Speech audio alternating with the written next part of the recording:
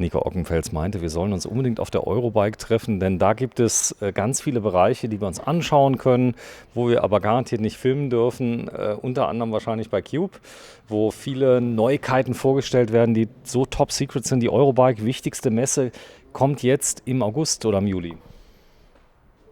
Die Messe ist jetzt nächste Woche, also quasi Mitte Juli. Cube ist zwar nicht da, aber ich habe von Scott und von Bergamont gesprochen, aber ist nicht schlimm, wir sind ja bei dem Cube-Fahrrad jetzt gerade am Dreh. Hast du nur verwechselt. Ja, ist ja nicht so schlimm. Ich werde ja auch nicht jünger. Ja. Was ist denn das für ein Fahrrad? Ja, ein heiß begehrtes Fahrrad, kann man eigentlich sagen. Schlussendlich ist eigentlich jedes Cube Stereo Hybrid heiß begehrt. Wir sprechen hier von dem Cube Stereo Hybrid TM. TM ist im Prinzip das Kürzel für die Modellvariante. Es gibt SL, SLT, EXC, Pro, Race, also verschiedene Varianten. Da ist auch immer für jeden Kunden die Frage, ja, was ist denn da der Unterschied? Die Modelle unterscheiden sich grundlegend in ihrer Ausstattung. Heißt also, Motor meist gleich, Akkukapazität, Gabel, Dämpfer, Schaltung, Bremsanlagen, das sind die Faktoren, die sich schlussendlich ändern. Das TM hat im Vergleich zur gesamten Serie immer an der Front noch 10 mm mehr Federweg. Das heißt, wir reden vorne von 170 mm und hinten 160 mm Federweg. Grundsätzlich noch ein bisschen mehr trail-orientiert. Wir haben ja mit 160 mm Federweg schon ein Rad, was wirklich in den Enduro-Charakter hineingeht und somit natürlich auch für das grobe Geläuf, teilweise auch Bikepark-tauglich, eingesetzt werden kann. Was ist ein Preis?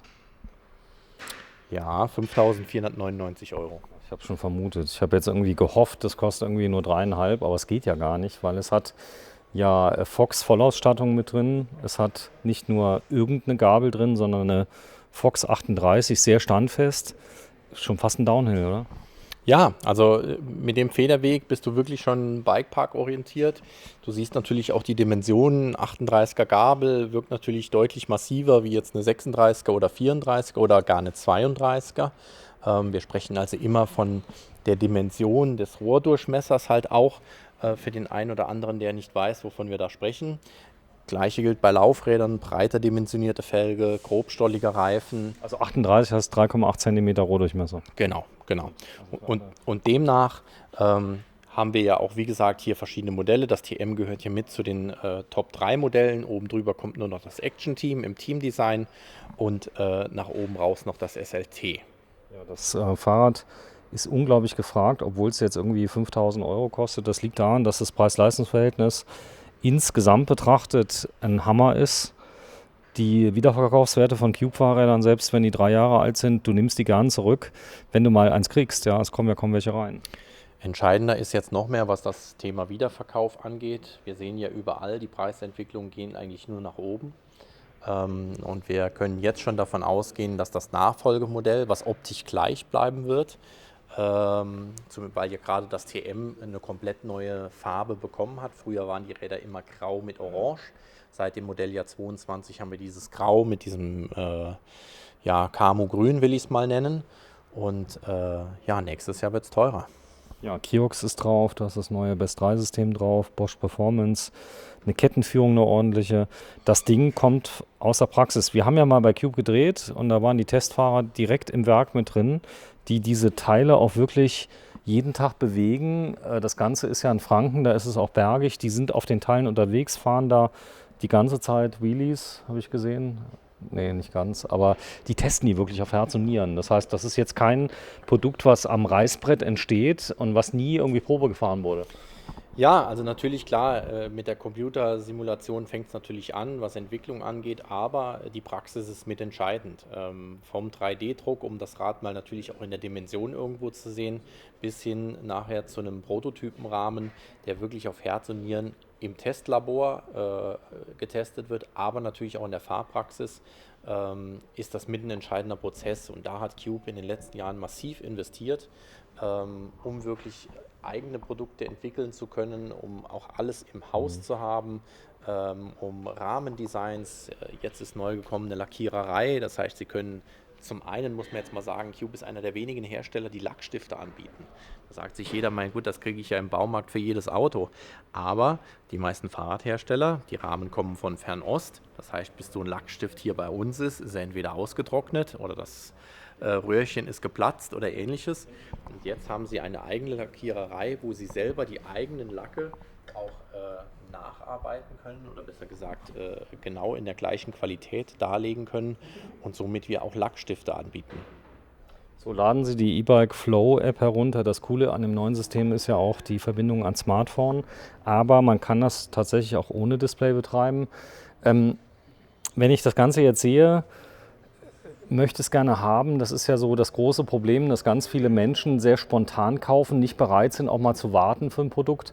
Die Leute, die das teilweise vom Jahr bei dir bestellt haben, werden die langsam bedient? Ja, also wir haben eigentlich in dem Bereich, gerade was Stereos angeht, ich würde jetzt mal behaupten, 90% der Ware schon bekommen. Wir reden wirklich nur noch von kleinsten Mengen, die wir dort erwarten. Nichtsdestotrotz, wie mehrfach schon gesagt, wenn da jemand noch Interesse dran hat, wir machen eigentlich vieles möglich. Aktuell haben wir Rahmengröße XL noch frei verfügbar. Ach, du hast welche? Welche, also eins. Ne? Es bleibt halt nicht so viel übrig, weil die meisten bestellen halt vor. Es ist immer wieder, jeden Tag haben wir zig E-Mails, ich hätte gern das Stereo, ich hätte gern das Stereo, ich hätte gern das Cube, was uns ja auch freut und wir natürlich dann schon massiv versuchen, auch die Räder zu bekommen. Nichtsdestotrotz, die Kunden können jetzt auch schon, wir haben Anfang Juli im Jahr 2022 auch gerne schon 23er Modelle vorplanen. Man muss dazu sagen, du hast eine der ganz seltenen Wow-Serien, WOW. Das kann man ganz leicht sehen, wenn du mal kurz hier runterkommst. Das ist eine sehr gefragte Sammlerserie an Seriennummern, die eigentlich dafür gedacht sind, um sie gar nicht zu fahren. Siehst du, das ist das Wow in der Seriennummer. Wow, das hier ist die 95920 PSHT.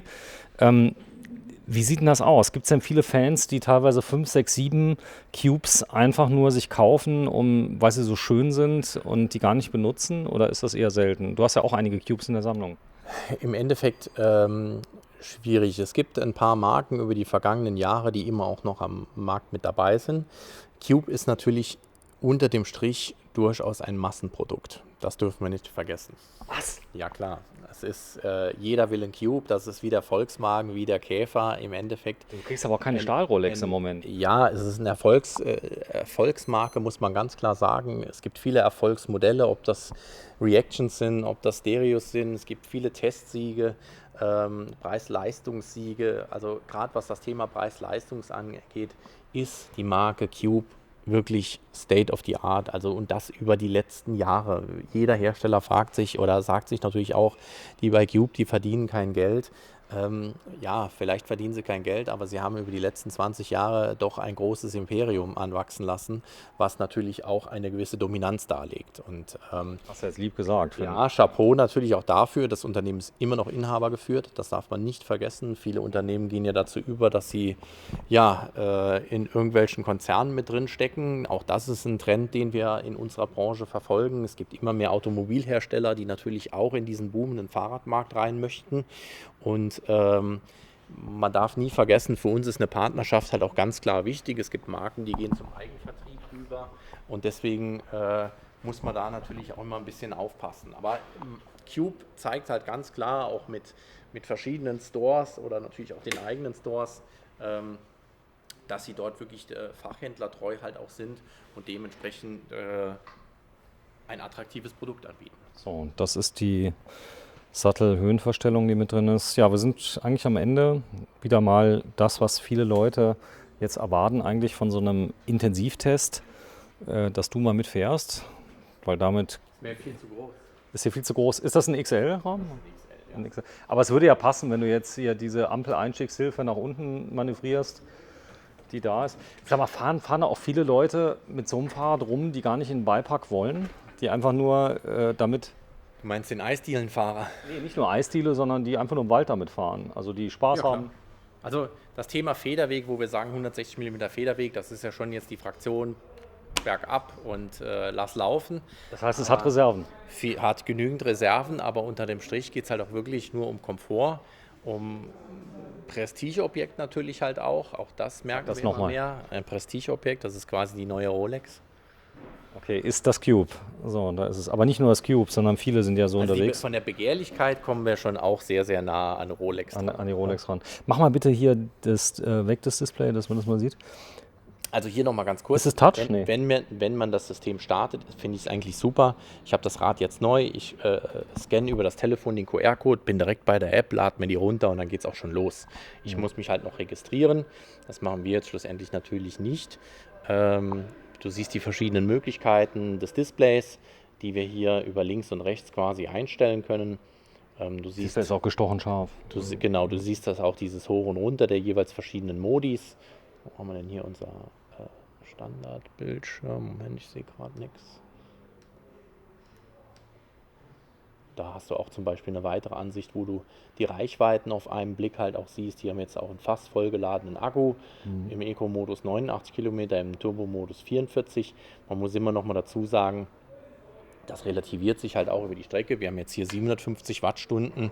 Dann ist in dem Modus natürlich 44 Kilometer auch schon sensationell gut. Das muss man ganz klar sagen. Zumal Turbo auch wirklich Turbo heißt bei dem Motor und nicht nur wie bei anderen Motoren, es geht ein bisschen mehr, sondern da geht richtig was ab. Es fährt fast von selbst. Das ist vielen auch wichtig, die sagen, sie wollen im Turbo-Modus einfach mal ein bisschen Spaß haben, die Kuh mal ein bisschen fliegen lassen.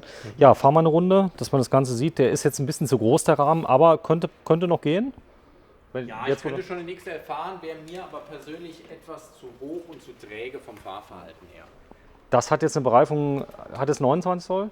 Ja, nee, 27,5. 27,5. 160er haben wir 27,5. Ja, also auch das fühlt man sich direkt zu Hause. Du hast einen sehr breiten Lenker, alles passt. Ja, wenn man sowas haben möchte, WeCycle heißt das Unternehmen, einer der ältesten Cube-Händler der Welt. So ist es, du machst Cube wirklich schon lange. Ja, machen wir schon lange, aber der älteste Händler sind wir nicht.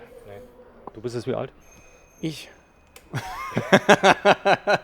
WeCycle heißt das Unternehmen. Es gibt 2 stationäre Verkäufer, einer in Riegelsberg und einer in St. Wendel. Da sind wir gerade. Nico ist ja Jungunternehmer. Das Ganze über 30 Leute betreuen sich darum.